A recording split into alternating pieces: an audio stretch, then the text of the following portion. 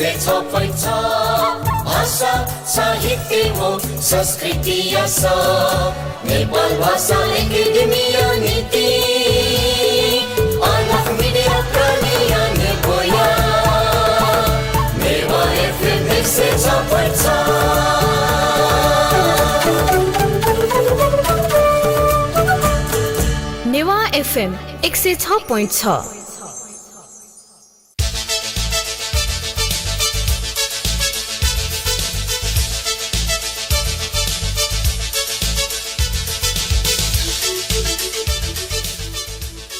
जोजलपा नमस्ते। समय सन्दर्भका सम्पूर्ण श्रोताहरूमा यो बिहानीको न्यानो अभिवादन। श्रोताहरू, नेपाल भाषा एकाडेमीको निमित्त अनक मिडियाद्वारा प्रस्तुत गरिने यो समय सन्दर्भ कार्यक्रम प्रत्येक आइतबार, मङ्गलबार र बिहिबार बिहान प्रस्तुत हुन्छ। भाषा, साहित्य र संस्कृतिको रेडियो नेवा एफएममा समय सन्दर्भ प्रस्तुत हुँदैछ। आज यहाँहरूले हाम्रो फ्रेममा देखिसक्नु भएको छ दुईजना श्रोताहरू, दुईजना हाम्रा विशिष्ट पाहुनाहरू। उहाँहरू हुनुहुन्छ साम्राज्य देव श्रेष्ठ, यहाँ खड्गको एउटा टी सर्ट लगाएर आउनु भएको छ। साम्राज्य देव श्रेष्ठ, कति यो युनिक नाउँ छ है उहाँको। अनि त्यसै गरेर उतापट्टि साइडमा हुनुहुन्छ सुनिल श्रेष्ठ, उहाँहरू हुनुहुन्छ मुछे आगम गुठीको मूल गुठियारहरू हुनुहुन्छ। आज हामी यो दसैँको कार्यक्रम गर्दैछौँ। दसैँमा विभिन्न हाम्रो विजया दशमी यो देवीको पूजा हुन्छ। यसमा विशेष गरी खड्गको बहुत महत्त्व हुन्छ। विशेष गरी नेवारी संस्कृतिमा यो खड्ग पूजा गरिन्छ। यसलाई एकदम भव्यताका साथ मनाइन्छ। घटस्थापनादेखि पूजा गरेर थालिने यो खड्ग पूजाको बारेमा आज केन्द्रित रहेर कुराकानी गर्दैछौँ। मुछे आगम गुठीका मूल गुठियारहरू हुनुहुन्छ उहाँहरू। र आज खड्ग पूजा कसरी गरिन्छ यसको अलिकति ब्याकग्राउन्ड बताइदिनुहोस् न। यो कहिलेदेखि सुरु भयो होला श्रेष्ठजी? नमस्ते, म साम्राज्य श्रेष्ठ, मुछे आगमगढ मूल गुठियार। यो के छ भन्दाखेरि खड्गको पूजा भनेको पुलिस कालदेखि सुरु भएको हो, जुन चाहिँ तपाईँको शक्तिको आराधना र शक्ति सञ्चयको लागि गरिने पूजा हो। विशेष त यो तपाईँको विजयादशमी मोहनी त्यसमा मनाइन्छ। अब यसको पौराणिक हिसाबले शक्तिको सञ्चय र शक्तिको आराधनाको हिसाबले मनाएको देखिन्छ। पछि चाहिँ यसलाई चाहिँ एउटा धार्मिक सहिष्णुतादेखि लिएर जातीय एकताको लागि पनि गरिएको जात्रा पर्व भन्ने कुरा हामीले महसुस गरेको छौँ। हजुर, यो चाहिँ पाटनको मङ्गल बजार स्थित हाम्रो दरबार स्क्वायर छ नि, त्यहाँ लिएर आएर त्यो खड्ग लिएर राखेर पूजा गरिन्छ होइन? यसको विधि कस्तो किसिमको हुन्छ? यो हामी जुन आगमसँग रिलेटेड छौँ, मुछे आगमघर भनेको तपाईँको देशकालीन राजा मानदेवको नाति वृषदेव भन्छ या वसन्तदेव भन्छ, त्यो स्योर भएन। उहाँले स्थापना गरेको आगमघर हो, जुन चाहिँ हामी पनि देशकालीन कै सन्तति हौँ। त्यो चाहिँ जुन चाहिँ तपाईँको मूल प्रश्न के थियो तपाईँको? यो विधि भनौँ, खड्ग पूजाको विधि स्थापना भए पश्चात, जुन चाहिँ आगमघर स्थापना भए पश्चात विजयादशमीमा जुन चाहिँ शक्तिको सञ्चय र दानुको नाशको हिसाबले फुल घटस्थापनादेखि जुन चाहिँ कलशलाई स्थापना गरेर जमरा रोपेर विधिपूर्वक तन्त्र विद्याका साथ सुरु गरिन्छ। र अब फुलपातीबाट चाहिँ जुन चाहिँ हाम्रो मुछे र मूलचोक भनेको रिलेटेड ठाउँ हो। मुछे भनेको मेन घर, जुन नेपालीबाट इङ्ग्लिसबाट भन्नु मेन घर। मूलचोक भन्नाले मेन चोक होइन, दुईवटा पार्ट। मेन घरबाट मेन चोकमा त्यहाँ अहिले 90 सालमा त्यो जुन मन्दिर मुछे भने मतलब जुन मानमानेश्वरी भवानी बस्ने मन्दिर भत्कियो, तर पनि हामी त्यही नै चाहिँ मूलचोकमा एउटा दक्षिणको कुनामा हाम्रो त्यहाँ प्रतिस्थापन गर्ने हाम्रो परम्परा रहिआएको छ हजुर र त्यसको भोलिपल्ट नवमी र अष्टमी र नवमीको राति हजुर अष्टमीको राति नवमीको बिहान भनौँ न कालरात्रि पूजा भनेर जुन चाहिँ हामी नेपालभरि धेरैले सबै हिन्दूहरूले मनाउँछ त्यही पूजाको लागि चाहिँ यो परम्परा चाहिँ पछि सुरु भएको हामीले किताबमा पढ्न पाउँछौँ होइन यो जुन स्थापना जुन आगमको स्थापना भएकोदेखि नै सुरु भएको होइन तर पनि यो स्थापना भएको भनेको तपाईँको पछि भए पनि जुन चाहिँ असुरहरूलाई नाश गर्ने हिसाबले चाहिँ मनाइएको पर्व देखिन्छ र त्यो चाहिँ तपाईँको जुन मूलचोकबाट जुन भगवान्लाई मूलचोकमा प्रतिस्थापन गरेपछि फुलपातीमा ठसी खेल भन्ने मतलब महालक्ष्मी मन्दिर जुन अहिले हामीले लगन खेल भन्दा पनि माथि त्यसलाई चाहिँ ठसी खेल भनिन्छ त्यहाँ जाने त्यहाँ गएर त्यहाँ जानेलाई हामीले ठसी मल पायो भन्छौँ त्यसको अर्थ के नेपालीमा भन्दै ठसी मल भन्ने मतलब अब माथि परेकोले ठाउँ माथि परेको भन्ने होला एक्ज्याक्टली यो हामीलाई पनि ठ्याक्रक्क भन्न सकिँदैन होइन अब माथिल्लो ठाउँ भन्नु होला ठसी खेल अनि ठसी खेलमा गएर ठसी मल पायो भनेर जुन त्यहाँ विधिपूर्वक महाशिवको आराधना गरेर राँगा बोका र हाँसको बलि दिए खड्गलाई चाहिँ पूजा सिद्धि गरे खड्ग सिद्धि गर्ने त्यहाँ चाहिँ तपाईँको आचार्य कर्माचार्य जुन आचार्य भन्छ उहाँले पूजा गर्नुपर्ने हुन्छ र त्यहाँलाई चाहिँ तन्त्र विद्या अनुसार पूजा गरेर खड्गलाई सिद्धि गरी त्यहाँ राँगालाई दानवको रूपमा महिषासुर दानवको रूपमा बलि दिई त्यहाँ जुन बलि दिएको राँगाको टाउकोलाई बोकी त्यहाँदेखि पाटन दरबार क्षेत्र फर्किने लिएर आउने र त्यस बिचमा ठुलो जात्रा खड्ग लिएर अनि जिस्काउनेलाई दानव मानेर खड्गले चाहिँ लखेट्ने परम्परा छ अनि त्यस्तै अर्को पनि छ चाहिँ यो जात्रा त मैले पनि हेरेको छु यसरी खड्ग ठाडो हातले यसरी यो खड्ग सपोज यसरी समातेर हिँडिरहेको हुन्छ मान्छेहरू अब पुजारी भनौँ अब जसमा देवता चढेको हुन्छ होइन उनले खड्ग यसो समातेर हिँडिरहेको हुन्छन् होइन अनि त्यहाँनिर जिस्काउन आउने लखटेको पनि देखिन्छ है सिनहरू चाहिँ जात्रा चाहिँ मैले हेरेको छु त्यसको भित्री अर्थ चाहिँ थाहा नभएर अनि त्यसपछि अरू के भन्दै हुन्थ्यो एकताले फेरि मैले बिचमा रोकिहालेँ अब यो हाम्रो अष्टमी र नवमीको कुरा भयो हजुर अब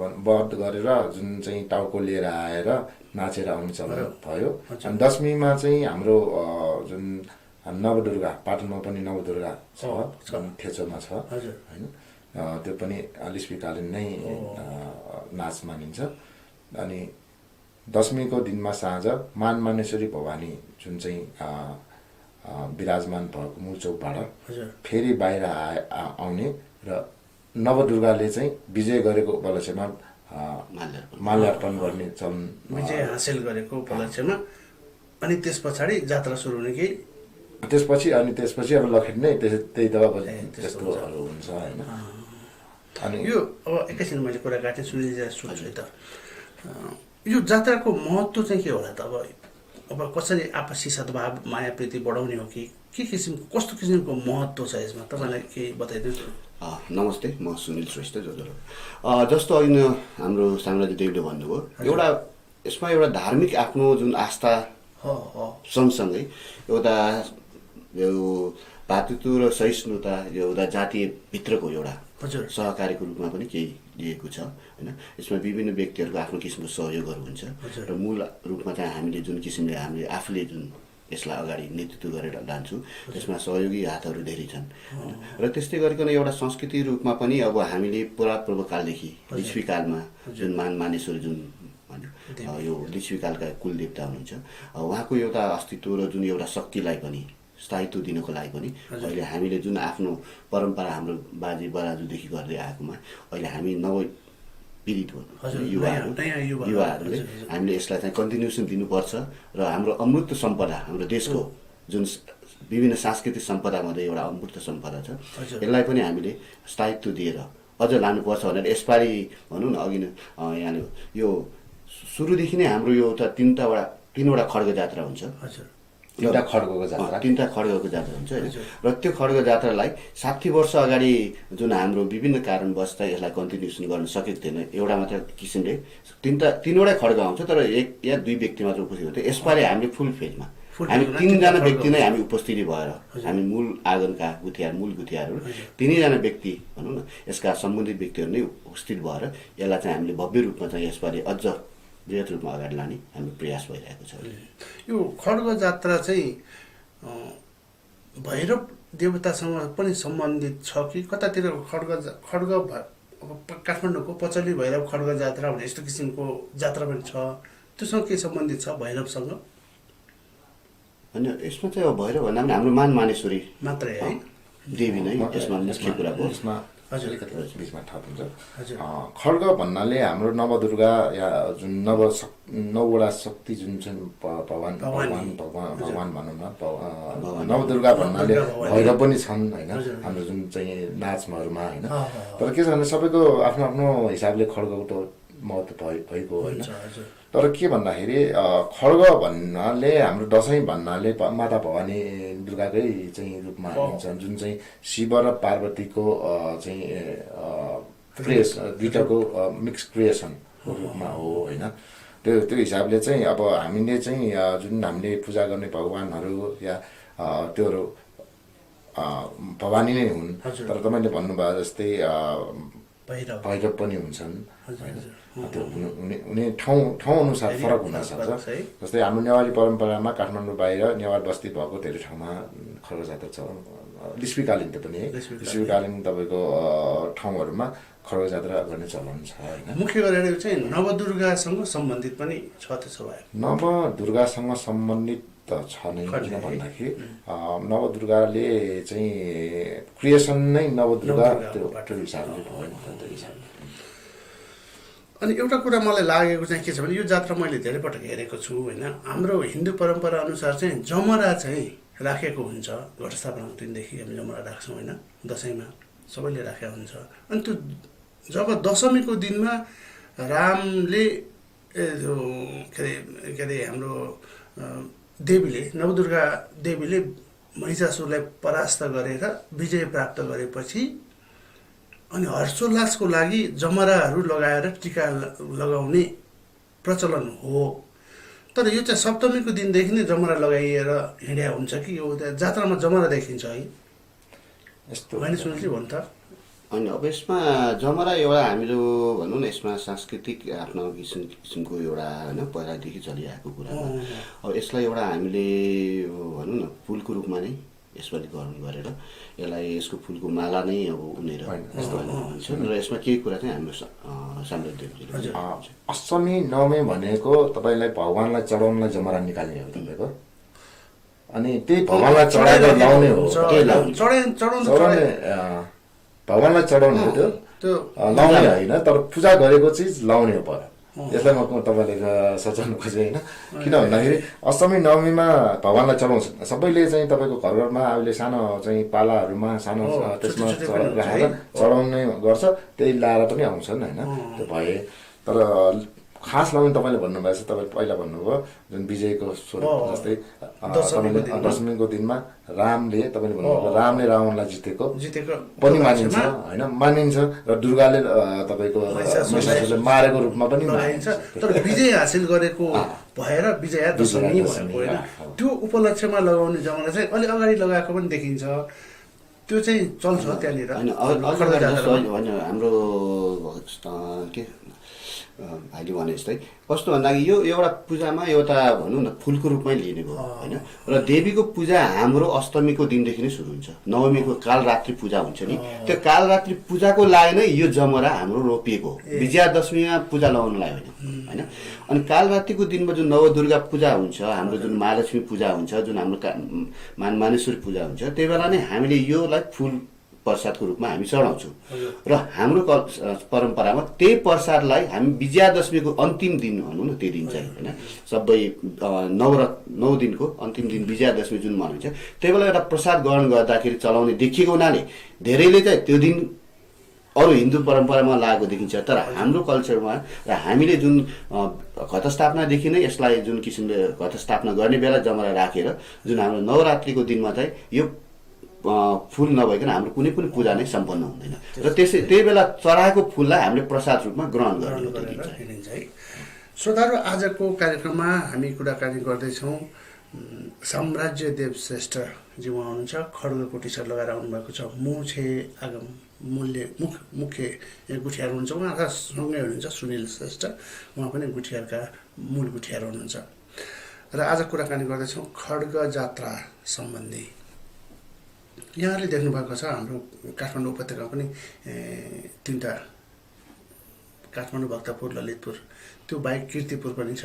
यस्ता प्रत्येक नेवार बस्तीहरू भएको ठाउँमा खड्ग जात्रा मनाइन्छ। त्यो खड्ग जात्रा कसरी मनाइन्छ, किन मनाइयो भन्ने बारेमा हामी केन्द्रित रहेर कुराकानी गरिरहेका छौँ। अब यसै विषयमा अगाडि सोध्न चाहन्छु सुनिलजीलाई, यो खड्ग जात्राले यहाँले भन्नुभयो आपसी सद्भाव बढाउँछ भनेर भन्नुभयो होइन, अनि यसमा यसले केही हानि गरेको पनि, यसको केही बेफाइदा पनि केही छ जस्तो लाग्छ यहाँलाई? होइन, बेफाइदा भन्ने किसिमको त्यस्तो होइन। कुनै पनि परम्परामा एउटा त्यसको सत्यता र त्यसभित्रको एउटा जुन मूर्त रूपको लागि नै गरेर हुन्छ। अब भन्दा विकृति रूपमा कस्तो भन्दा कहिलेकाहीँ त्यो अब जुन हाम्रो एउटा परम्परा रमाइलो गर्ने हिजोको एउटा मनोरञ्जनको रूपमा पनि यसलाई लियो। किन भन्दा अहिले जुन प्रविधिको विकास छ त्यो अनुसार त्यो बेला थिएन। त्यो हुँदाखेरि जुन जात्रा परम्परालाई हामीले एउटा मनोरञ्जनको साधनको रूपमा पनि प्रयोग गरिन्थ्यो। त्यही बेला विभिन्न किसिमको जिस्काउने अनि त्यो लखेट्ने, त्यो गर्दाखेरि कहिलेकाहीँ कुनै अप्रिय घटनाहरू हुन सक्ने भएको हुनाले त्यो चाहिँ कुरा छ। तर यसपालि हाम्रो यसमा पनि एउटा सबभन्दा ठुलो हामीलाई सहयोग के छ भने यसपालि ललितपुर महानगरपालिकाले त्यहाँको नगर प्रहरीहरूलाई जिम्मा दिनुभएको छ यसको संरक्षण सुरक्षाको जिम्मेवारी जुन त्यसले गर्दा पनि यसलाई त्यस्तो किसिमको हानि नोक्सानी भन्ने छैन। यसले एउटा संस्कृतिलाई जोगाउँदाखेरि यसले अवश्य पनि यसले राम्रो नै गर्छ। त्यही बेला हुने अब पहिला हामीले सुन्नमा आएको थियो लखेट्दाखेरि कहीँ चोटपटक लाग्यो भने केही किसिमको होइन, तर अब त्यसमा धेरै साथीहरूले त्यसलाई पनि एउटा बुझिसक्नु भएको छ। जुन त्यही बेला आउनुहुने हाम्रा त्यहाँका स्थानीय व्यक्तित्व हुनुहुन्छ, बाहिरबाट आउने पाहुनाहरू हुनुहुन्छ, त्यसलाई त्यो हेर्नको लागि अनि उहाँले पनि बुझिसक्नु भएको छ कुन ठाउँमा कसरी आफू प्रस्तुत हुनुपर्ने भन्ने कुरामा। हामीलाई आशा छ यसमा हामी सबैको सहकार्यमा हामीले जुन अघि नै भने एउटा अमूर्त सम्पदाको संरक्षणको लागि हामी दिएको हौँ। त्यसको लागि चाहिँ हाम्रो मनोरञ्जनका साधन अरू धेरै भइसक्यो अब। त्यही भएर यसलाई चाहिँ एउटा संस्कृतिको रूपमा नै हामीले जगेर्ना गर्नुपर्ने भएको हुनाले यसमा सहकार्य र सहअस्तित्व सबैको हुन्छ। हजुर, पक्कै पनि। लिच्छविकालदेखि मनाउँदै आइएको यो खड्ग जात्रा श्रोताहरू अहिलेसम्म पनि निरन्तरता प्राप्त गरिरहेको छ यसले। त पहिला कुनै कारणवश अलिकति विकृतिको रूपमा अलिकति फरक ढाँचामा प्रस्तुत गरे पनि यो पालिदेखि बृहत रूपमा यहाँले विकृति भन्नु मिलेन। त्यही बेला मैले होइन भने नि यो मनोरञ्जनको साधन हुँदा जिस्किने एउटा रमाइलो गर्ने नि बेला कुनै अप्रिय घटनाहरू हुन सक्थ्यो या कहीँ चोटपटक लाग्न सक्थ्यो, केही हुन सक्थ्यो होइन। कुनै पनि जात्रामा अब रमाइलो गर्दाखेरि होइन अब विभिन्न किसिमको त्यो हुन सक्थ्यो, त्यो अप्रिय भन्दा पनि त्यो बेला अब त्यो अनुसार जुन संस्कृतिलाई गर्दाखेरि सुन्नमा र देख्नमा कहीँ आइएको होला, कहीँ झगडा भयो भने। तर त्यस्तो किसिमको हाम्रो यो खड्ग जात्रा अहिले त्यस्तो किसिमको कुनै पनि नराम्रो अप्रिय घटना अहिलेसम्म भएको पनि छैन र यो मेरो विचारमा कहिले हुनेवाला पनि छैन। अप्रिय घटना भन्नाले मैले त्यो नराम्रो किसिमको सोचेको झै झगडा हुने कुरा चाहिँ धेरै सुनिएको छ कि, तर यसमा चाहिँ त्यस्तो किसिमको छैन। किन भन्दा यसमा त्यति लामो समय हुन्न। हामी पूजाको एउटा देवीको पूजा लिएर हिँड्दाखेरि सबैमा एउटा त्यो सद्भाव किसिमले जुन किसिमको हाम्रो मान्छेहरूको भेला हुन्छ नि, त्यसले गर्दा त्यसमा त्यो किसिमको रिस द्वेष लिएर आएको हुन्न। त्यो दिन चाहिँ एउटा हामीले देवीले जुन रिस द्वेष लिएर आउने महिषासुरलाई नि होइन वध गरेर मानिने भएको हुनाले त्यही बेला सायद हामीलाई लाग्छ जुन किसिमको त्यो कसैको भित्र त्यो कुरा भयो भने त्यो दिन उहाँहरू शान्तै भएर आउनुहुन्छ जस्तो लाग्छ मलाई। बिर्सिनुहुन्छ है। अनि खड्ग जसले ग्रहण गर्नुहुन्छ नि होइन, उहाँलाई चाहिँ के भनिन्छ? हाम्रो जुन यो पायो भन्ने जुन छ नि खड्ग यसरी लिएर हुन्छ नि, उहाँलाई कुनै नाउँ विशेष नाउँ दिनुभएको छ कि के छ? होइन, जुन यो मूल आँगनमा हामी जुन गुठियार हुनुहुन्छ हामी नै हो खड्ग बोक्ने चाहिँ पायो भनिन्छ। त्यसमध्येको पनि खड्ग बोक्ने पायो भनिन्छ। उहाँमा चाहिँ एउटा शक्ति प्राप्त हुन्छ कि कसरी उहाँ काम्रो हुन्छ है उहाँ त खड्ग बोकेपछि? अब यसमा चाहिँ के छ भन्दा यो मेरो पहिलो अनुभव हुँदैछ हो र? है। किन भन्दाखेरि अब अघि नै भनेको विशेष कारणवश हाम्रो बिचमा चाहिँ हामीले जुन किसिमको 3टा खड्गमा 3 व्यक्ति नै हामीले उपस्थित हुन्थ्यो, त्यसमा थिएन। हाम्रो साम्राज्य देवलाई थाहा हुन्छ यसमा। अब यसपालि मेरो यो अनुभव पनि हो र मैले यो संस्कृत जग्गा यसपालि म र मेरो छोरो र हाम्रो साम्राज्य देव हामी 3जनाले अब मैले यसमा साम्राज्य देवलाई मैले धन्यवाद पनि दिनु पर्ने हुन्छ।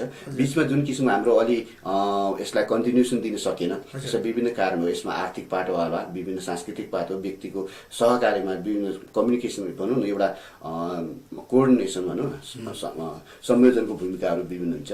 र त्यो हुँदाहुँदै पनि साम्राज्य देवले चाहिँ विगत 4 वर्षदेखि फेरि यसलाई जुन एउटा फेरि कन्टिन्युसनमा ल्याउनु भयो होइन, र त्यसलाई म उहाँलाई धन्यवाद पनि दिन्छु। हाम्रो जुन एउटा हाम्रो आफ्नोपन भन्ने गौरव थियो त्यसलाई ल्याउनु भयो र त्यसैलाई अब कन्टिन्युसन दिनमा मैले विगत 3 वर्षदेखि चाहिँ एउटा पछाडि उहाँको ब्याक सपोर्टको रूपमा मैले काम गरेँ। र यसपालि मैले भने यसपालि हामी जुन हाम्रो पुरानो 60 वर्ष अगाडि जुन हाम्रो एउटा त्यो बेला हुन्थ्यो माहौल, त्यो माहौललाई अब हामी ल्याउनुपर्छ भनेर नै हामीले मैले यसपालि चाहिँ हाम्रो यसमा फेरि एउटा समय हाम्रो व्रतबन्ध भइसकेपछि मात्र यो खड्गलाई बोक्न पाइन्छ। व्रतबन्ध नहुनेले चुडाकर्म हुन्छ होइन, त्यो भइसकेपछि यसलाई, किनभने यसको पनि एउटा बेला हुनसक्छ, त्यो भनेको एउटा वयस्क एउटा उमेर परिपक्व भइसक्यो। किनभने हतियार हो नि हो, बोक्छु भनेर पाउँदैन। किनभने हतियार बोक्दाखेरि त्यसको एउटा आफ्नो महत्त्व हुन्छ, त्यसलाई कसरी प्रयोग गर्ने भन्ने कुरा जिम्मेवारी पनि त्यो व्यक्तिमा ठुलो उसको बुद्धिले विवेकले काम गर्नुपर्ने भएको हुनाले, त्यसको प्रतीक भएको हुनाले यसलाई चाहिँ हामी त्यो चुडाकर्म सकेपछि हामी यसलाई गरिन्छ। र त्यही अनुसार यसपालि मेरो छोरो, म होइन, सुहेल श्रेष्ठ, म र हामी साम्राज्य देव, हामी 3जना नेतृत्व गरेर हामी यसपालिको जात्रा चाहिँ हामी भव्य रूपमा मनाउनु गइरहेको छौँ। त्यही भएर यसमा म सम्पूर्ण दर्शक श्रोतागणलाई पनि म अनुरोध गर्न चाहन्छु